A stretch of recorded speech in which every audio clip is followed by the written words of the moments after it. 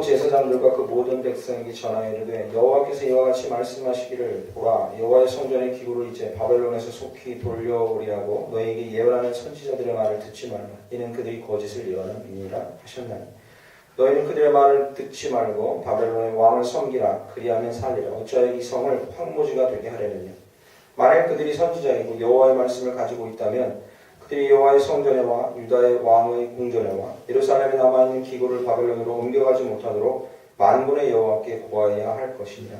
만군의 여호와께서 기둥들과 큰 대야와 받침들과 이 성에 남아있는 기구에 대하여 이같이 말씀하시나니 이것은 바벨론의 왕 느부갓네살이 유다의 왕 여호야김의 아들 여고니아와 유다와 예루살렘의 모든 귀인을 예루살렘에서 바벨론으로 사로잡아 옮길 때에 가져가지 아니하였던 것이라. 만군의 여호와 이스라엘 하나님께서 여호와의 성전과 유다의 왕의 궁전과 예루살렘에 남아있는 그 기구에 대하여 이와 같이 말씀하셨느니라. 그것들이 바벨론으로 옮겨지고 내가 이것을 돌보는 날까지 거기에 있을 것이니라. 그 후에 내가 그것을 올려와 이곳에 그것들을 되돌려 주리라. 여호와의 말씀이니라. 아멘. 자리 앉으시겠습니다. 할렐루야. 앞에 옆에 뒤에 분과 인사 나누시겠습니다. 반갑습니다. 잘 오셨습니다.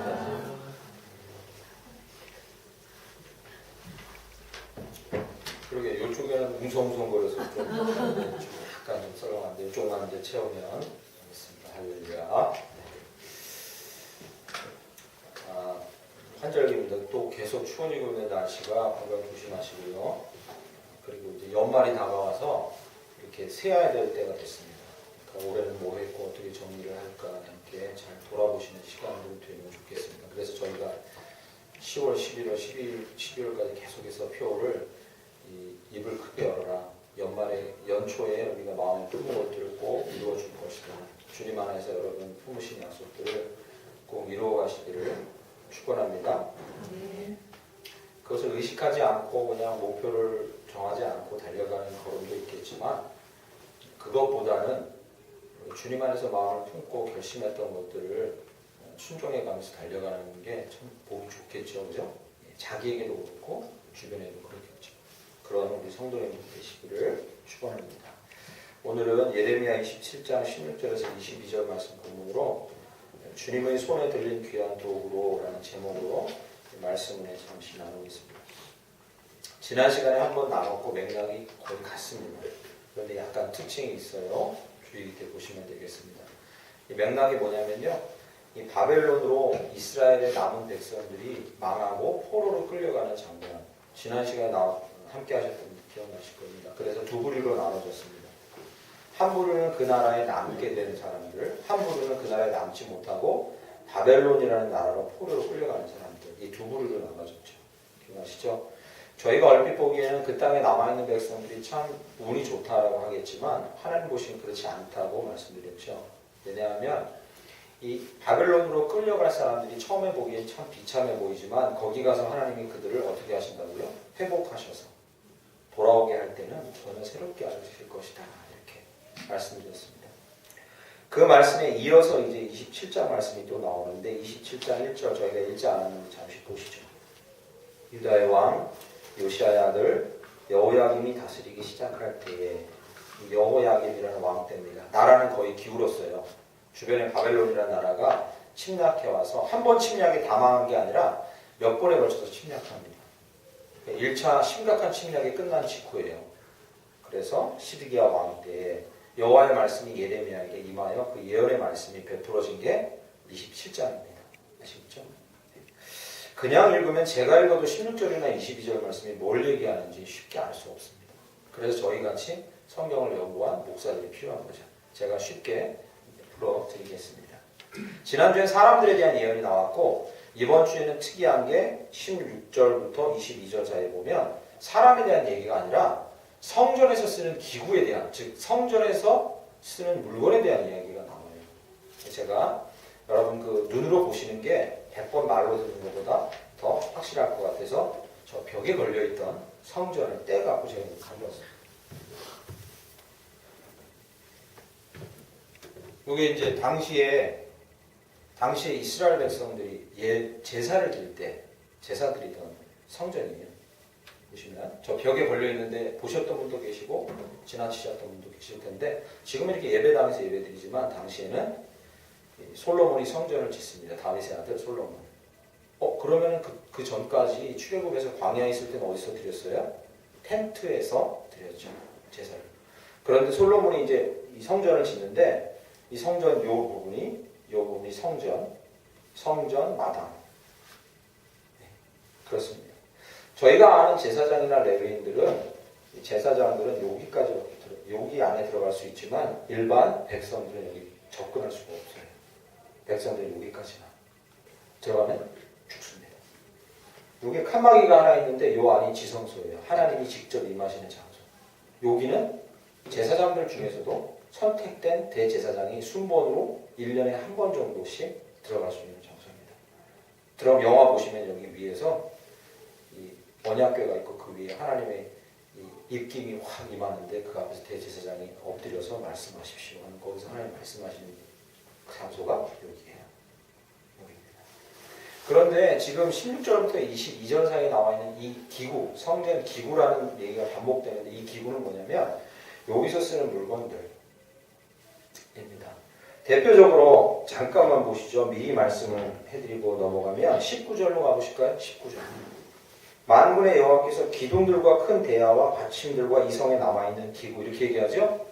예, 거기서 기둥이라는 건요 추정하는 겁니다. 예, 확실한 건 아니에요. 학자로서의 사유가 있지만 기둥이라는 건요 하나님의 성전 앞에 있는 요 두 기둥이나 요 기둥들 얘기합니다. 요 기둥들 상징적인 거예요. 노수로 만들었습니다. 노수로 만들었고요. 그리고 이 기둥이 상징하는 것이 뭐냐면 하나님의 권세, 권능, 영광, 능력 이 정도로 상징합니다. 두 번째 보시죠. 여기 보면 큰 대야 나와 있죠. 큰 대야는 요거 보셨습니까? 요거 재물을 가져와서 여기서 뭐 하냐면요. 재물을 가져온 사람이 자기 죄를 이 짐승의 머리에다 안수하고 자기 죄를 짐승에게 전가시킨 다음에 즉 옮긴 다음에 짐승을 잡아서 여기다가 태우는 의식을 하는 게 제사의 핵심이에요. 그런데 그럴 때 이 재물을 씻거나 여타 기구들을 씻는 물을 어디서 뜨냐면 여기서. 이게 여기 성경에 나오는 대야, 큰 대야라고 얘기합니다. 크지요? 사람보다 크잖아요. 엄청나게 커요. 그런데 이 대야도 노수로 만들었습니다. 그런데 이스라엘 백성들은요 바다를 잘 보지 못해서 물이 많이 모여있는 걸 보면 주로 다 바다라고 해요. 그래서 여러분 갈릴리 아시죠? 예수님 배 타고 다니면서 말씀 준 것도 갈릴리는 호수예요. 바다가 아닙니다. 그런데 이스라엘 백성은 그걸 바다라고 불러요. 갈릴리 바다. 그래서 예수님이 갈릴리 바다에서 이렇게 얘기가 나와요. 성경에. 그러니까 이스라엘 백성들에게 물이 많이 모여있으면 무조건 바다예요. 그래서 이 큰 대야의 명칭도 더 씨예요. 씨. 바다입니다. 물이 많이 있다. 여기 나와 있는 큰 대야가 이겁니다. 그 밑에요. 대야와 받침들과 나와 있죠. 이 받침들이 영어식 표현을 하면 movable stand 이렇게 합니다. 그러니까 옮겨 다닐 수 있는 포터블, 요즘 말로 하면 포터블, 들고 다니는 옮길 수 있는 받침이에요. 요것도 노시예요. 노. 아시겠죠? 네. 요 얘기하는 겁니다. 이것만 머릿속에 드시고 그럼 목사님 이 안에 엄청 많아요. 이 안에 뭐 있습니까? 여기 안 보이시는데 한번 보여드릴게요. 네. 이 안에 뭐가 있냐면 여기 촛대 있는 거 보이십니까? 촛대하면 무슨 등잔대 있는 거 보이시죠? 네. 여기 등잔대입니다. 요거 등잔대. 그리고 요 옆에 떡 같은 거 얹어져 있는 거 보이십니까? 하얀 거 떡 같은 거 얹어져 있는 거 있죠? 진설명 떡 얹어져 있는 겁니다. 12시파 상징에서 12개가 있습니다. 안쪽에 6개씩. 요 앞에, 요 안에 들어가 보면, 여기 사람 모양이 뭐 있죠? 천사들 모양으로, 천사 모양 상징하고, 밑에 뭐가 있냐면, 율법계 들어있는 상자 안에 있어요. 요거 다 뭘로 만드냐? 요건 기본적으로 금이에요. 나무로 만들어서 그 위에 금을 두껍게 입혀요. 이 바깥에 있는 건 못이 많은데, 주로. 요 안에는 금이에요. 여기는 심지어 벽까지 다 금이에요. 이게 왜 노란색으로 되는 이유가 있습니다. 이게 다 금이라는 거예요. 다 금입니다. 그래서 이 하나님의 성전을 뭐라고 별명이 뭐냐면요. 황금의 집이다. 이거 역사적으로 누가 찾았으면 그놈이 지금 엄청나게 부자 됐을 텐데 이거 지금 어디로 갔는지 뭐 근거 없습니다. 이게 금 양이요. 이 금의 양이 당시로는 추정할 수가 없을 정도로 많습니다. 당시 상황을 보면 지금으로 말하면 뭐 어떤지 환산하기는 힘들지만 당시로 말하면 이게 상상을 초월하는 액수였어요. 그렇습니다. 그 기구에 대한 이야기를 오늘 쓰고 있습니다. 근데 여러분 궁금하지 않으십니까? 사람에 대한 이야기 쓰는 거야. 남아있는 사람, 잡혀간 사람, 이거 이해가 되지만 기구가 뭐 그렇게 중요하길래 오늘 본문 말씀에 기구에 대한 예언이 두 가지 나오는데 16절에 첫 번째 나옵니다. 보시죠. 첫 번째. 내가 또 제사장들과 그 백성에게 전하여 이르되 여호와께서 이와 같이 말씀하시기를 보라 여호와의 성전의 기구를 이제 바벨론에서 속히 돌려오리라고 너희에게 예언하는 선지자의 말을 듣지 말라 이는 그들이 거짓 예언을 함이라. 사람 지난 시간에 여러분 들으셔서 기억나시죠? 포로로 끌려간 사람 곧 돌아올 거니까 걱정하지 마. 이게 거짓 예언이었죠. 그럴 일 없었습니다. 그런데 사람에 대한 예언은 이해가 가는데 이게 기구가 뭐라고 기구 좀 빼앗긴 게 거짓 예언자들이 뭐라 하냐면요. 이거 빨리 돌아올 거니까 염려하지 마세요라고 예언해요. 거짓 예언이니까 믿지 말라. 이게 하나의 예언이었어요. 두 번째 예언은 19절부터 22절 사이에 나오는데 조금 이따 자세히 말씀드릴 거니까 자세히 말씀 안 드리겠습니다. 19절에서 22절 예언은 또 하나의 예언이 이게 뭐냐면요. 그 빼앗긴 기구들 돌아오지 않을 거니까 쉽게 안 돌아오니까 기대하지 마라. 이게 뭐 기구가 뭐 얼마나 대단해서 하나님 선지자를 통해서 기구에 대해서 예언까지 이렇게 거짓 예언자들로 나타나고 예언까지 하십니까? 궁금하지 않으십니까? 이게 뭐가 대단해서요? 이게 뭐 빨리 돌아오고 늦게 돌아오는 게 이게 뭐가 어때서 그렇습니까? 그렇지 않습니다. 이스라엘 백성에게는요, 이 예레미야뿐만 아니라요, 사무엘상부터 열왕기하까지 이스라엘이 기울어지면서 외세가 침략해가지고 전쟁이 일어날 때 반드시 마지막에 적혀있는 이 문장이 이 성경에요. 성전 기구를 빼앗아갔다는 이 내용들이 많이 적혀있어요. 그걸 왜 꼭 적어놨겠습니까? 이스라엘 백성에게는요. 성전이 바로 그들이었어요. 뗄래야 뗄 수 없는 거예요. 자기들이 존재하는 존재의 의미가 성전 기구들이었어요. 공동 운명체였어요. 그 기구들하고 자기. 두 가지 일 때문에 그렇습니다. 성전 기구가 있어야 제사를 드릴 수 있었어요. 성전 기구가 없으면 다른 거 대처하지 그럴 수가 없었어요. 사실 그러기가 불가능해요. 성전 기구가 제대로 된 게 빼앗겼다는 얘기는 그걸 그대로 만들어서 동일하게 놔두고 예배를 드려야 되는데 그것조차도 자기들에게 치욕적인 일입니다. 예배 자체가 무너지고 자기 존재의 의미 자체가 이렇게 무너졌다. 엄청나게 심각한 문제입니다. 두 번째는요. 그 기구에 하나님께서 약속하신 게 있습니다. 뭐냐면 그걸로 예배 드릴 때 거기에 내가 임하겠다는 약속. 그러니까 이스라엘 백성들에게 그 성전에서 쓰는 기구는 무엇이냐면 하나님의 임재와 나타나심과 영광과 권세의 상징입니다. 그러니까 그걸 빼앗겼고 그것이 없어졌다는 건요. 저들에게는요. 삶의 의미가 없어진 침통한 상황입니다. 그래서 기구에 대한 예언이 이렇게 중요하게 본문에 쓰여 있는 겁니다. 거짓 예언자들은 왜 그 기구가 빨리 돌아올 거라고 쉽게 예언했겠습니까? 왠지 아십니까? 이스라엘 백성들 중에서도 이렇게 상황이 어려워졌는데 그 빼앗긴 기구에 값어치에 관심을 갖고 있었던 사람들이 있어요. 주로 뭐로 이루어졌다고요? 금. 그러니까 막 그걸로 안타까워하니까 걱정 마세요. 곧 환수될 거예요 라고. 백성들이 미안하죠. 그런데 오늘 16절에 나와 있는 이 16절부터 나와 있는 19절에 가면은 기둥, 큰 데야, 받침 이거는 방금 말씀드렸듯이 뭘로 이루어져 있다고요? 놋. 그죠? 그러니까 거짓 예언자들은 그 뺏긴 금 돌아올 거니까 걱정 마세요 하는데 참된 예언자가 올라와서 하는 얘기가 이거예요. 너희들 지난번에 바벨론이 쳐들어와서 빼앗긴 금, 은 같은 건 값어치가 크지 남아있는 이 기둥, 큰 데야, 받침 이건 다 놋인데 너희들 똑바로 들어. 정신 안 차리면 이것까지 다 뺏길 거야. 이렇게 얘기해요. 그것마저도 다 뺏길 거야. 값어치가 문제가 아니라는 거예요. 뭐죠? 너희가 제사 드릴 수 없고 치욕적이고 하나님의 임재와 현현을 상징하는 모든 기구들이 다 빼앗기는 그날이 너에게 올 텐데 그때를 대비해야 된다고 참된 예언자는 말하고 있는 거죠. 되게 중요한 문제입니다.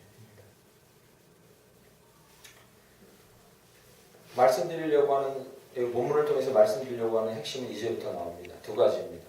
여기서 오늘 본문 말씀을 통해서 저희가 나눌 첫 번째 이야기는 지금으로 말하면 이 기구의 역할을 하는 것은 무엇이겠습니까? 제가 드리고 싶은 질문은 그것입니다. 지금 이 시대의 이 기구들과 이 구약시대 기구들과 같은 역할을 하는 것은 무엇입니까? 라는 거죠. 강대상 종입니까? 저희는 종이 없어요. 땡! 하면 좀 그럴듯한 종이 있어야 되는데, 그죠? 네, 목사님들 이렇게 요즘엔 옛날에는 이렇게 치는 겁니다. 기억나십니까? 70년대, 80년대. 치면은 근사한 금종에서 땡! 합니다. 이제 시간이 되었습니다. 하면서 목사님 이렇게 밀기 시작하죠. 저희는 없어요. 그 종 같은 게 이 기구입니까? 말하자면. 강대상입니까? 저희는 강대상이 이게 마련 안 하고요. 이거 어디서 샀냐면요. 수원 가구거리에서 사무용 스탠드 산 거예요. 이 사무용 스탠드입니다. 가구거리에서 샀어요. 이거. 잘 쓰고 있습니다. 성찬기, 저희도 성찬기는 뭐 저희도 이렇게 비싼 거 안 씁니다. 네, 비싼 거 쓰는 교회들은요. 금 도구만 거 씁니다. 그런 거 한 세트 200만 원씩 이렇게. 네. 200씩 이렇게 합니다. 금도구는 성찬기 쓰는 교회도 있어요. 악기가 마이크가 그렇습니까? 악기가 그렇습니까? 지금 녹화하고 있는 저게 그렇습니까? 과연 구약시대 이스라엘 백성이 썼던 그 기구들, 여기서 얘기하는 그 기구들, 지금으로 말하면 그 기구가 무엇이겠습니까? 저는 이 첫 번째 고민을 해보고 싶은 겁니다. 제가 그 감림산이라는 기도원이 있는데, 저 남쪽 지방에 거기를 종종 갔어요. 갔는데 참 재미있는 문구를 하나 읽고, 박장대소! 했던 기억이 나요. 갔더니 기도원 대성전 뒤에 예배당 뒤에요. 방석이 이렇게 하나도 쌓였는데 그 위에 이렇게 써 있어요. 성물을 가져가지 마시오. 이렇게 써 있는 거예요.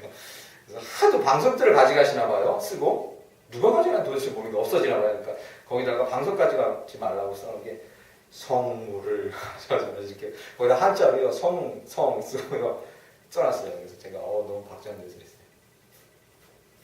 성물입니까? 그냥 물건입니다. 종도, 강대상도, 성찬기도, 방석. 구약시대의 이 기구를 대처하는 이 현대의 기구가 뭐냐? 이 교회에서 쓰는 물건이 기구가 아닙니다. 지금 이 기구는 지금으로 말하면 이 교회에서 쓰는 물건들, 이게 기구가 아닙니다. 이렇게 착각하시면 안 돼요. 아까 위에 이 이스라엘 백성에게 기구가 중요한 이유는 두 가지라 했습니다. 거기서부터 얘기를 풀어가야 됩니다. 첫 번째 중요한 이유는 무엇입니까? 그것으로 하나님을 섬기는 겁니다. 그것으로 예배를 섬기는 거죠. 그것으로 예배의 삶으로 하나님을 섬기는 목적이에요. 기구가. 첫 번째 이유는 겁니다. 두 번째 이유는 뭐였습니까? 거기에 하나님의 임재가 드러나고 영광이 드러나는 그런 장소고 물건입니다. 만약에 이 두 가지의 의미를 기구가 갖고 있다면 이 시대에 이 성전에서 쓰는 기구는 누굽니까? 우리 자신입니다.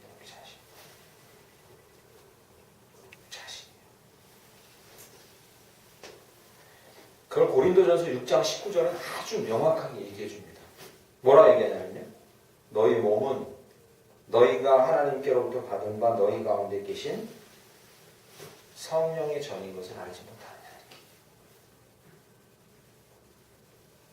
너희는 너희 자신의 것이 아니라 값으로 산 것이 되었으니. 어떤 값이요? 예수의 피값으로 산 것이 되었으니. 예수님이 십자가에 돌아가시는 순간 이 모든 등가 원칙은 깨진 거예요. 당시의 이 성전 물건이 지금 교회 물건이 아닌 거예요. 예수가 피값으로 우리를 산 순간 우리가 그게 된 거예요. 우리가 그 기구들이 된 거죠. 우리가 하나님을 섬기고 우리 몸으로, 우리가 우리의 몸으로 하나님의 임재를 드러내는 거예요. 여기가 그런 장소인 거예요. 이거 뭐 딱히 좋은데 보여드릴 수도 없고 그런데 보이지가 않아요. 지금 눈으로는 보이지 않아요. 그러나 우리가 그렇다는 거예요. 우리가 그 기구라는 거죠. 너희 몸으로 하나님께 영광을 돌리라. 이게 고린도전서 6장 19절의 마지막인 거예요. 여러분 오늘 본문 말씀을 그래서 우리에게 주는 첫 번째 인사이트는요. 통찰은 이것입니다. 성령이 그리고 예수가 하나님께서 내주하시는, 그래서 그 영광을 보여주시는 이 참된 기구로서의 우리 몸, 이 몸은 육체만 얘기하는 게 아니죠. 우리 자체를 얘기하는 거죠. 이것을 주님 앞에 기구로 드려지는 삶을 사시기 간절히 축원합니다. 그러니까 이런 말이 가능한 거예요. 저는 이 말 듣고 정말 큰 충격이었어요. 어릴 때 우리 전도사님으로부터 청년 때. 여러분 한 분 한 분이 걸어다니는 성전이고 교회고 하나님을 섬기는 기구들입니다. 여러분이 어디 있든지 걸어다니는 그 순간 어디서 사시든지 그곳이 그리고 그 장소가 바로 거기가 교회고 거기가 하나님을 섬기는 장소고 하나님이 나타나는 장소입니다. 오늘 본문은 다시 한번 그것을 우리에게 말씀해 주고 있습니다. 하나님의 도구들로 붙들려 사실 간절히 축원합니다. 두 번째 인사이트는 이것입니다.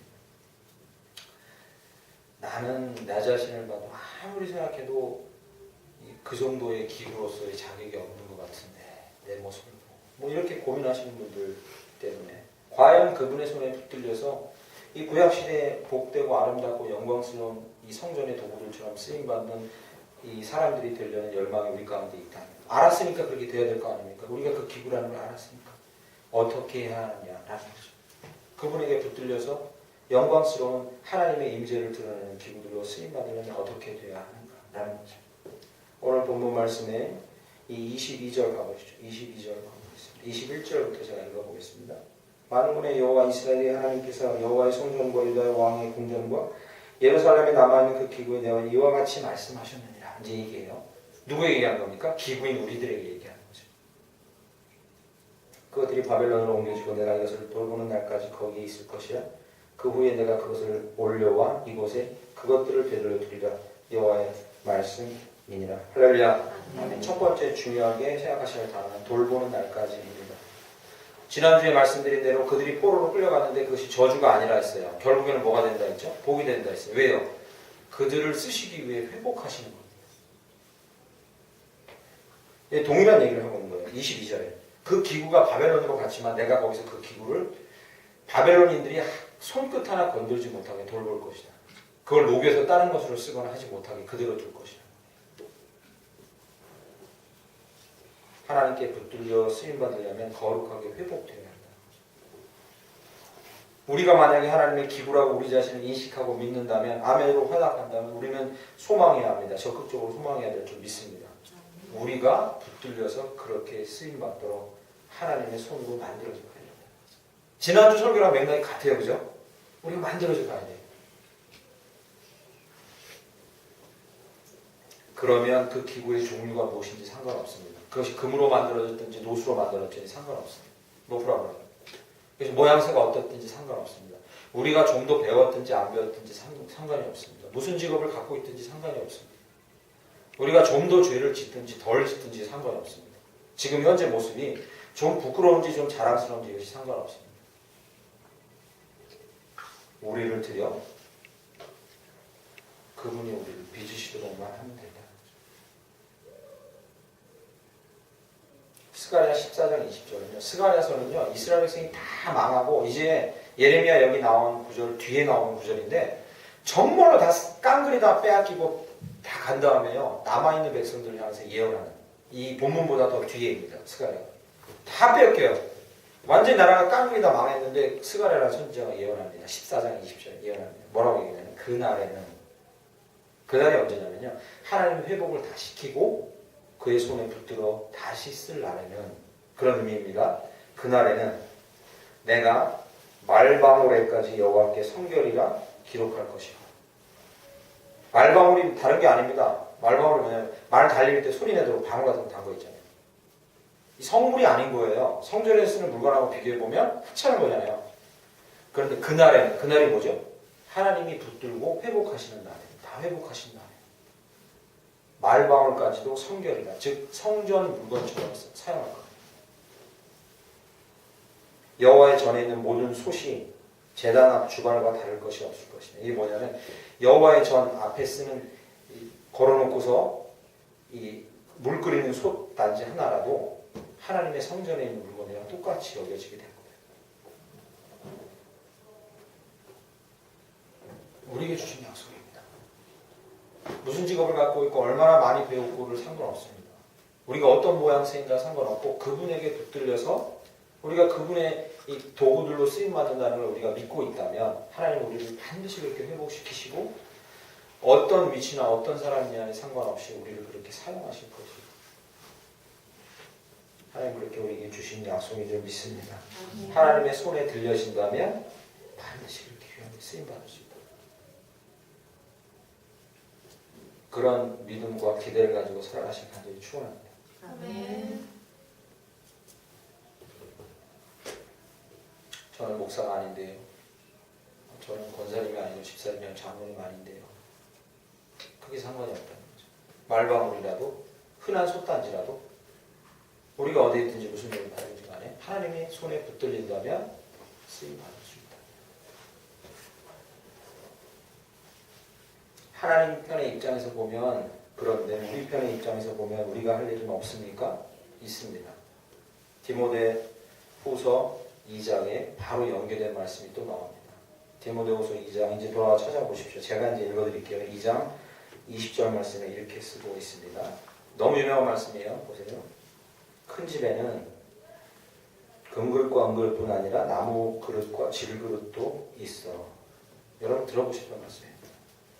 큰 집에는 여러 종류의 그릇이 있어. 이 얘기입니다. 큰 집에는 여러 종류의 그릇이 있어요. 그 중에 귀하게 쓰는 것도 있고 천하게 쓰는 것도 있어요. 맞는 얘기죠. 얼핏 사람의 눈으로 보기에는 더 귀한 그릇이 있을 수도 있어요. 그러나 이제부터 하나님의 시각이 나옵니다. 누구든지 이런 것에서 자기를 깨끗하게 하면 귀히 쓰는 그릇이 되어 거룩하고 주인의 쓰임에 합당하며 모든 선한 일에 준비하게 되리라. 할렐루야. 아멘. 말하는 요지는 이거예요. 그것이 금이든 은이든 이게 상관은 없는 거고요. 핵심 요지는 무엇입니까? 그것이 깨끗하게 비어있다. 그러므로 하나님께서 우리에게 너 나의 손에 붙들린 도구다. 내가 쓸 것이다. 라는 하나님의 약속을 우리가 받아들였다면 두 번째 우리 편에서 해야 할 일이 무엇입니까? 광을 내는 게 아닌 거예요. 그 재질을 금으로 만들려고 하는 게 우리가 할 일이 아닌 거예요. 사기 그릇인데 그가 금 그릇이 되려고 하는 게 우리가 하는 일이 아니라는 거예요. 그러면요, 비우는 게 우리가 하죠. 금이 거기다 뭘 담아서 목적에 맞게 쓸 수 있도록 비우는 게 우리가 하죠. 세상이 갖는 기준하고 우리가 갖는 기준이 큰 차이입니다. 세상은 높은 자리에 올라가거나 성공하지 않으면 세상에 도움이 될 수 없을 거라고 얘기하지만 우리 기준은 다릅니다. 그렇지 않아요. 우리의 기준은요, 우리가 금이냐 은이냐가 아니라 우리가 깨끗하게 비어있느냐. 그 차이입니다. 그분의 손에 붙들려 쓰임 받을 수 있는 그 차이입니다.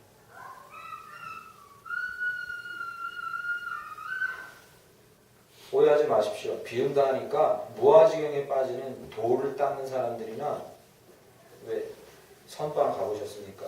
한번 가보실래요? 마음을 비우시고 이 차원이 아닙니다. 그 사람들은요 자꾸 뭘 이렇게 내놓고 비우는 걸 목적으로 합니다. 그러나 우리의 비움은 차원이 달라요. 우리는 우리 안에 있는 걸 무조건 내서 버리는 게 아니라 잘 들으십시오. 우리의 비움은 은혜가 우리 안에 밀고 들어와서 자연스럽게 우리 안에 있는 것들이 밀려나가요. 이 명상과 우리의 차이입니다. 명상하는 사람들은 우리를 그냥 무아지경까지 비워내는 게 목적입니다. 그러나 그 비워진 마음에 반드시 뭐가 들어옵니까? 다른 게 또 들어와요. 무아지경을 실천하신 분들은 거기에 다른 게 또 들어와요. 일반인들은 다 대부분 다른 게 들어옵니다. 비우면 다른 게 또 들어옵니다. 그러나 우리는요, 은혜가 밀고 들어와서 우리 안에 있는 하나님 원하시지 않는 걸 밀어내는 형식으로 비우는 거죠. 그 차이입니다. 실천 방법이 있습니다. 이거 죄송한 말씀이지만 왜 이슬람이나 신천지가 우리 기독교 개신교보다 포교력이 세고 사람이 이렇게 늘어난지 아십니까? 그들의 교리는 잘못됐지만 저희가 본받아고 배워야 할 것이 있습니다. 저도 그 이단 교리랑 선교 방법이나 전도 방법을 배우거든요. 왠지 아십니까? 교회는요 자꾸 수준 높은 교리를 배우고 깊이 들어가는 걸 추구해요. 신천지나 이슬람은 뭘 추구하냐면요.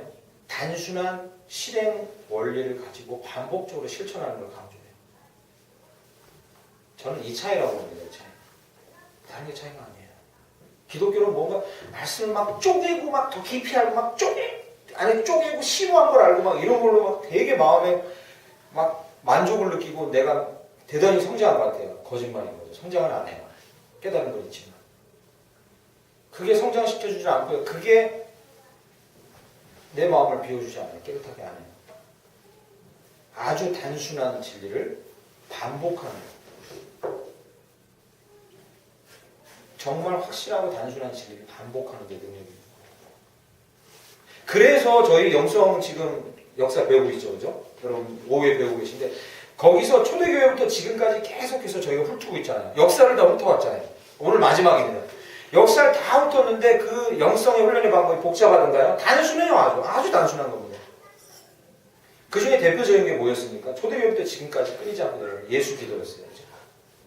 마음이 혼란스럽고 절망적일 때, 죄악을 이길 수 없을 때 우리 믿음의 선조들은 계속해서 반복해서 기도했어요. 주 예수 그리스도시여 저를 불쌍히 여겨주십시오. 그게 피 속에 들어가고 호흡 속에 들어갈 정도로 계속해서 그 기도하는 훈련을 했어요. 어떤 사람은 그게 주문을 외우는 거라고 부정적으로 생각하고 있지만 저는 그렇게 생각 안 해요. 반복만큼 확실한 게 없고 그것으로 우리를 계속 우리 안에 은혜를 채워서 다른 걸 비워내는, 밀어내는 거죠. 개신교 안에 착각입니다. 수준 높은 게 들어가면 그 안에 더 확고한 신앙이 생길 것 같아요. 그렇지 않습니다. 절대 그렇지 않아요. 반복력이 능력이에요. 여러분 반복하세요. 그래서 제가 어릴 때 목사님들이 처음 교회 나오신 분들한테 두려우세요? 막 불안하세요? 주기도문 계속 읽으세요 하는 게 저는 그때 무슨 주문도 아니고 주기도문 계속 읽어 뭐 저런 얘기를 해요 목사님이. 그런데 이제는 이해가 가요. 반복하는 거예요. 계속 그걸 거기에 나를 붙들어 매는 거예요. 그리고 그걸로 나를 계속 채우는 거예요. 넣으면 또 나가니까. 주기도문 읽고 외우고 넣으면 또 나가버리니까. 나를 채우는 거예요. 계속 반복하는 거죠. 그리고 그 안에 내 안에 있는 것들을 비우고 은혜로 나를 채울 때까지.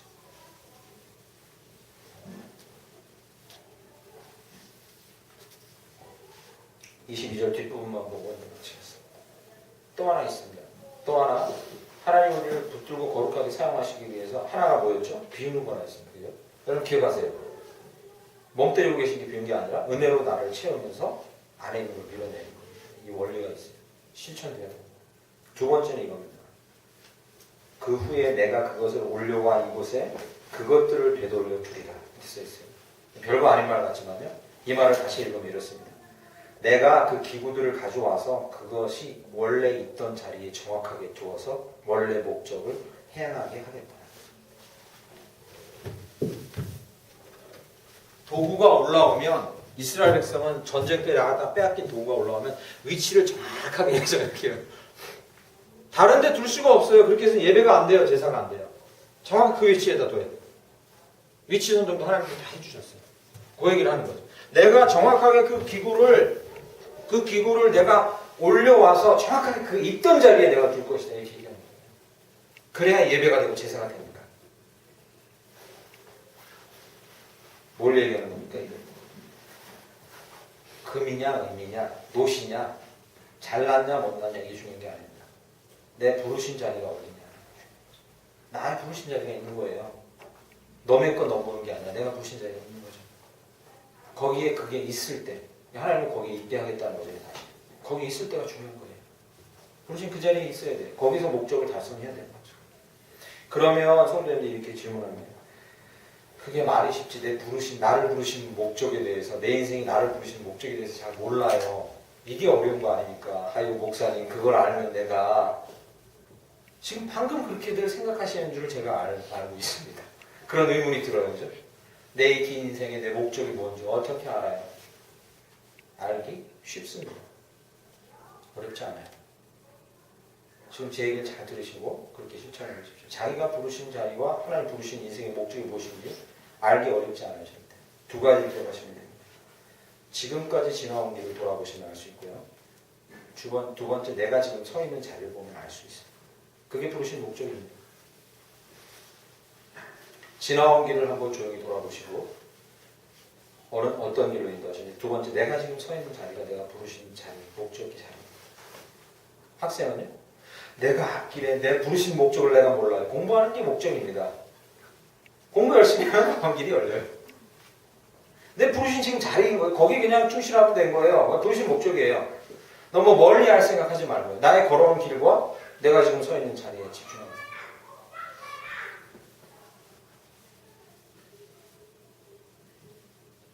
사회학에서도 이거는 중요한 원리입니다. 여러분 그 지향하는 공동체랑 현실 공동체가 다른 거 사회학에서 나오잖아요.